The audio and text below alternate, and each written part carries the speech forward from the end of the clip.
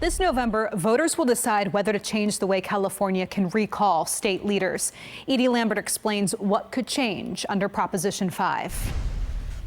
Right now, to recall a state-level politician, your ballot has two questions. First, a simple yes or no. Do you support the recall? Then there's a list of candidates, and you're asked, if the recall passes, who should take over the job? Prop 5 would separate those questions, limiting the recall election to just the yes or no question.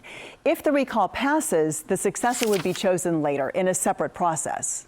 The presence of that second question in today's politics creates a set of incentives that makes it more likely that we'll have recalls that have nothing to do with integrity, more to do with politics. Josh Newman wrote Prop 5. The former state senator knows a lot about recalls. He became the target of one in 2018 after voting to raise the state's gas tax. 42% of the voters voted to keep me.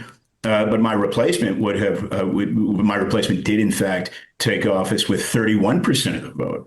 And that's not only is that not a majority, but the proof that that is not sustainable is that I then got reelected in 2020 with a clear majority.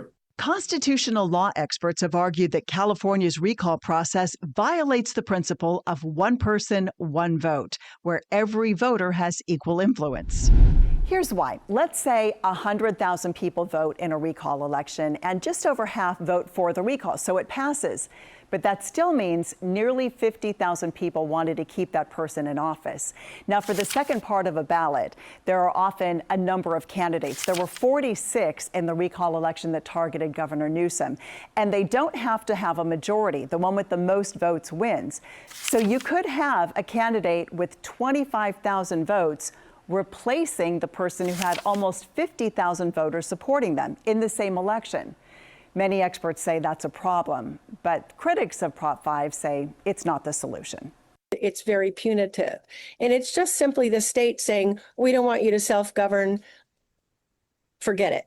Ruth Weiss with Election Integrity Project California questions the way targets of recalls would be replaced.